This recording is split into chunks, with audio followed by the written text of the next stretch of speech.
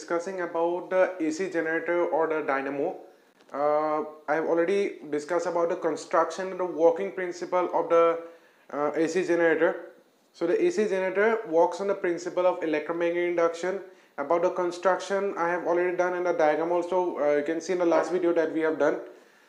Now I'll be doing what is the induced EMF that will be produced in this AC generator. So this is just a 2D diagram of the AC generator. This is looked from above. Okay, the ABCD frame that was there in the previous diagram. So this is looked from the above. So this is A and D. Okay, like suppose we have this frame. We have this frame A, B, C, D. So like suppose it is seen from above, that means you are seeing the BC frame. So this is your BC frame.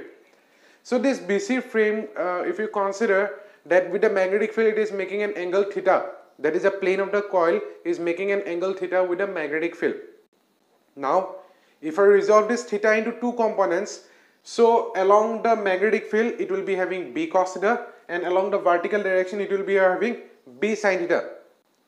So the component of magnetic field which is normal to the coil, this I can consider as a B cos theta. Okay, so magnetic field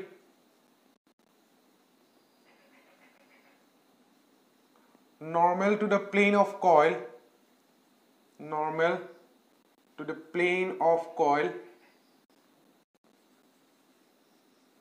this is equals to B cos theta. Okay, this is a B cos theta. So what is the amount of magnetic flux that is produced?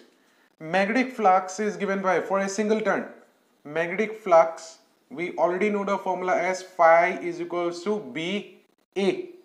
So B we have got as B cos theta. So B cos theta into A. Clear? This is for a single coil. So the total magnetic flux, if I write total magnetic flux, this will be equals to, suppose phi B for a single turn. This is for a single turn. For a total number of turns, suppose n, so it will be n B cos theta into A. Now here what is this theta is representing your angular displacement, that means how much your coil will rotate. So this theta, if I use the formula like angular velocity is equals to displacement divided by time, so theta will be equals to omega into T. So in place of this theta I can write as B cos theta, in place of that I can write as B cos omega T into A. So this is the magnetic field that is produced, that is NB cos omega T into A.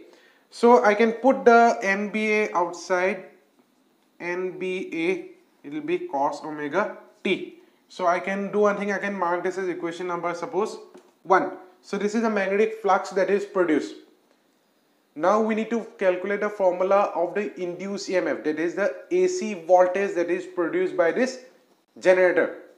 We know that according to the Faraday's law, if I use the Faraday's law,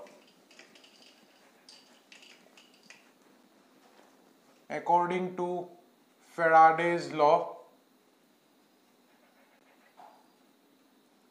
we have induced EMF is equals to the rate of change of magnetic flux d phi b by dt.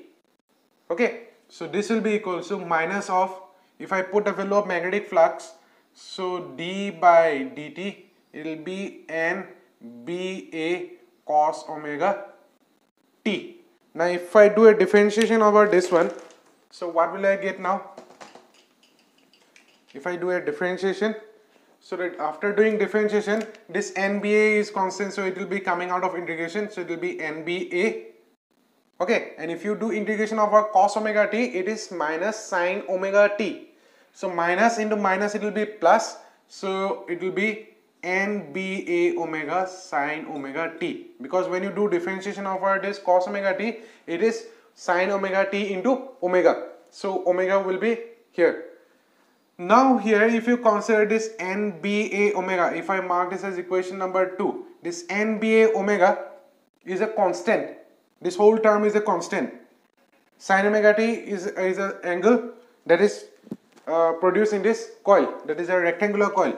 Now let us see what will be the value of the induced EMF now. this NBA omega, since this is a constant, so what I can use, suppose if I compare, like suppose if I put, if E equals to E naught, that is a maximum value of induced EMF. So when it will be E is equals to E naught, when sine omega t will be equals to 1.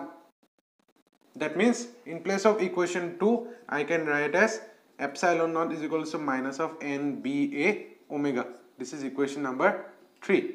Now if you compare equation 2 and 3, comparing equation 2 and 3, what will you get? Equation 2 and 3, you can see minus NBA omega, this is minus NBA omega. So equation 2 implies E is equals to E naught sine omega t. So this is the formula for the induced EMF that is produced in the rectangular coil, that means in the AC generator. And this is a formula for the AC voltage. Remember, this will be using in the next chapter also in this formula. So that will be V is equals to V naught sine omega t. This is the formula for the AC voltage, because the AC voltage always travels in a form of sine wave. Therefore, this is considered as a sine wave equation. So this is what we have to do calculation in this AC generator, that is the induced EMF. Now we'll be doing some special case related with it. Now what are the special cases are there? Like if I consider some special cases, if I do the special cases, number 1, if theta equals to 0 degree, that means because omega t is nothing but a theta only, so in place of this, if I put theta is equals to 0, then E will be equals to sine 0 is 0, so this will be equals to 0, induced EMF will be 0. Number 2, if theta equals to 90 degree, then induced EMF will be having the maximum value of induced EMF, that is the E naught, this is the maximum value. Number 3, if theta equals to 180, sine of 180 is 0, so again it will be equals to 0. Number 4, if theta equals to 270, so if theta is equals to 270, your induced EMF value is equals to minus E naught. So this is how with the value of the angle, how does the induced EMF changes. If I draw a graph related with this, okay, if I draw a graph related with this, you can see the changes that is occurring here.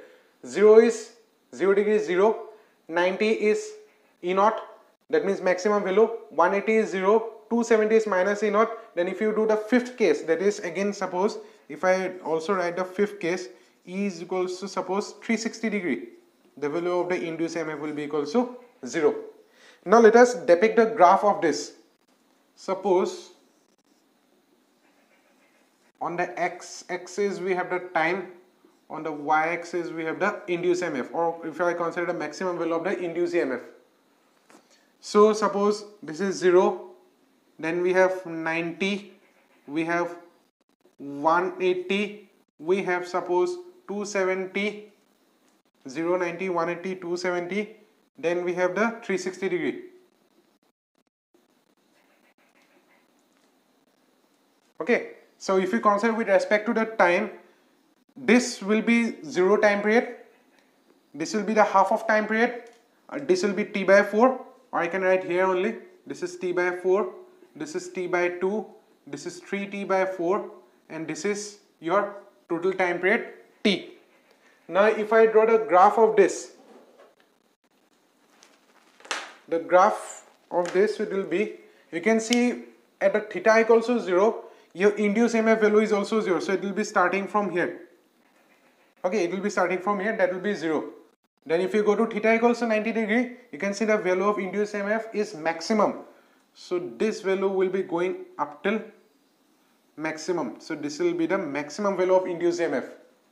Then if you go to 180, it is 0. That means your graph will be going down, it will be reaching 0. Then if I consider your theta equals to this should be theta. Theta is equals to 270 degree, the induced EMF will be equals to minus of E naught. So this will be going to the negative part, and negative, it will be In a negative it will be maximum. Then if you go to the 360 degree, so it will be again 0. So this is the graph related with the AC generator with respect to the time how your induced EMF get changes. This is shown in this graph, and this is an important part for the board. Okay. So this much for today, and this chapter is also finished. So in the next class we'll be starting the next chapter, that is the AC, alternating current. That will be the 7th chapter. Then after that we have the 8th chapter, that is electromagnetic waves. So that chapter is a very short chapter. So we'll be continuing in the next class. Thank you.